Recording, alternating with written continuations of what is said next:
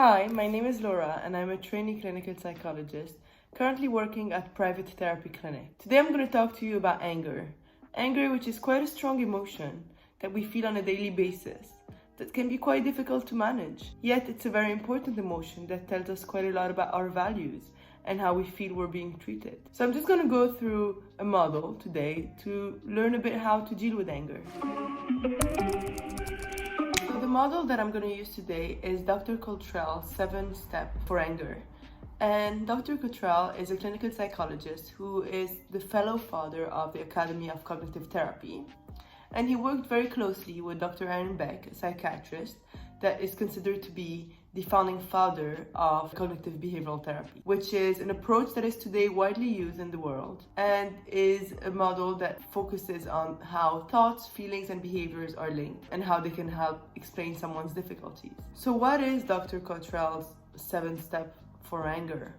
Well, it's a model that really focuses on the fact that in life, there's expectations and there's reality. And when there's a gap between expectations and reality, anger can come in. So for example, if you were to ask a friend to complete a task because you have a specific deadline and you need their help, and this is your expectation, you expect your friend to complete the task because they told you they would, and then your friend actually doesn't complete the task. What really often happens is that you may feel angry towards your friend, and you may have all sorts of thoughts associated with the anger, such as, my friend doesn't care about me, they don't care about how if I succeed in life or not, they forgot about me. So all these kind of thoughts that are very highly linked to anger, and that could lead to some kind of behavior. So for example, really shouting at your friend, sometimes being aggressive, losing your temper, leaving the room, and really things escalating. So the first step in Dr. Cottrell's model is to kind of recognize that when there is anger, that usually means there's a choice. So we can't control everything, we can't control the weather, but we have a choice here. We can decide to take an umbrella, we can decide to wear warm clothes. And so this is what he means by we can have a choice in this situation. And so in order to kind of generate all the different choices that one has, he recommends what we call a cost-benefit analysis. A cost-benefit analysis is usually a way to look at the advantages and the disadvantages of both sides. So the advantages of being angry, the disadvantages of being angry, the advantages of taking control, and the disadvantages of taking control. And the thing with that is that it may feel like some may overlap. However, you may be surprised as how things actually come up. You may find yourself with very positive things on one of the lists and more negative things on another list. And the idea is really to look at it and think, okay, what's my next step here? I have a choice here. I can take control or I can give in to anger. And by looking at the cost-benefit analysis, you can actually see what your choices are. It can help you make a decision. And one example of a cost-benefit analysis is, let's look at the situation where I told my friend to help me on a task and they didn't help me, although they said that they would. So I'm feeling quite angry here. And the advantages of anger here is that I'm actually telling off my friend that this is not okay. I'm telling them that it's something I counted on them, and I was quite disappointed by how they behaved and the fact that they didn't help me. The disadvantages of anger is that if I do this, I may ruin the relationship. And that also means that I'm kind of assuming that they didn't do it because they didn't want to do it, or they forgot, or they didn't care about me. However, it's important not to jump to conclusion and to maybe kind of understand, okay, why didn't my friend complete this task? And now if we look at the advantages and disadvantages of taking control, well, the advantage of taking control is that I can actually let it go. I can move on with my life.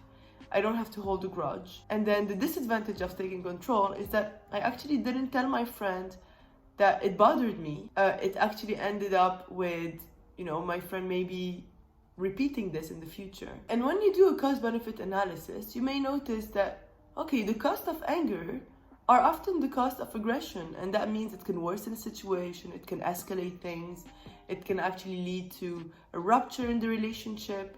However, the cost of anger is often says something about our values, what is important to us. So when you think about the 7 steps model, we can think about the first step as being kind of a recognition that a should rule has been broken. And what is a should rule really? So a should rule is kind of a rule that we have set for ourselves based on experience, based on our past, based on rules that our parents have given us, that can help us understand how to manage life and can often dictate how we behave and act in public or even with ourselves. And the should rule could be something like, I should always help my friend, I should always make sure that my friends come first, I should make sure that I always achieve the best.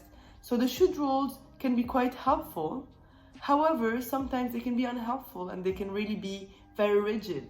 So for example, in the situation that we described here, thinking about I should always help my friend is a rule that is very important to us. And it actually helps us be a better friend.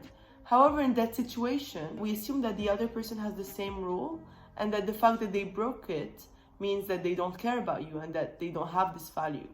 However, many other things may be in the way. So many other things may explain why someone behaved in a certain way, because we each have our individual rules and assumptions for life. Second step is to kind of evaluate, what does it mean if the rule was broken? What does it mean about my beliefs and my values? So if the rule was broken, that means that, my friends don't care about me, I feel powerless, and this could actually elicit quite a lot of angry feelings, feeling that you're being treated unfairly, feeling of being upset, that could actually lead to anger and quite often to aggression. If we go back to our example with your friend not helping, it's a way to kind of manage the situation and this anger that's building inside of you is to think, okay, what is a more flexible rule that I can take here? So it's not that I'm powerless, it's just that, in some situations, things may be outside of my control. It's not that my friend is not a good friend, it's that they're kind of, maybe something happened that could explain why I didn't ask. Because in the past, they have actually helped me quite a lot. So really kind of reframing this belief and being a bit more flexible in your rules. Fourth step is to actually respond to anger. And here we really want to see, okay, we're feeling angry. How can I turn this very strong emotion into something that's productive and helpful? So a few techniques that people have found helpful is distancing themselves from the situation. So if you're in a friend and they told you, oh, sorry, I didn't complete the task, you can say, okay, I need to leave now, I'll come back to you in a bit. And maybe leave the room and try to calm down, try to think about the situation, about the belief that you have, about how to reframe it in a more flexible way. You can go and splash cold water on your face, exercise, distract yourself, talk to someone else, talk to another friend. So it's important to maybe keep a list of things that help you when you're feeling angry. You may find playing music helpful, practicing mindfulness, going out for a walk. All these things are techniques or activities that are quite, tailored to the person's interests and needs. So maybe kind of, after this video, what you can do is you can pause and think, okay, if I'm often angry and I don't know how to respond to anger in a productive way, what is a list of things that I could maybe try next time and see if this is going to be helpful. So next time I'm feeling angry, I have this kind of list made and I can just pick an activity and try to do it. The fifth step that Dr. Cottrell talks about is what we call moral disengagement. And here it's about thinking about those beliefs that can often lead to aggression. So for example, he doesn't understand anything, the only way to give him the message is to be aggressive. And here it's important to maybe go back to the cost-benefit analysis and thinking, okay, maybe on the short term I may feel some kind of relief when I did it. I feel like, I gave myself justice.